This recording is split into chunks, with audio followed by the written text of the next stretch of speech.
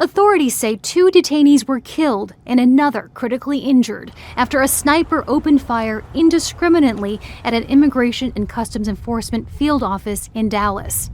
The victims were inside or near a van at the building's entryway.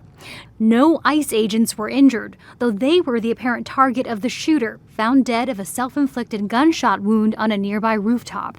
Early evidence that we've seen from rounds that were found near the suspected shooter contain messages that are anti-ICE in nature. Again, this is just the most recent example of this type of attack. 2 weeks ago, the right-wing political activist Charlie Kirk was assassinated at a college campus. Bullet casings found in that case also bore political inscriptions. President Trump blamed the killing on the far left.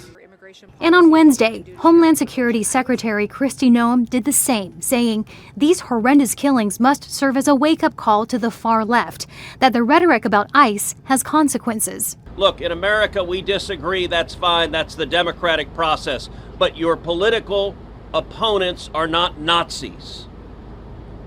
We need to learn to work together without demonizing each other, without attacking each other. ICE agents have recently clashed with protesters, and the agency has been targeted by extremists, particularly in Texas.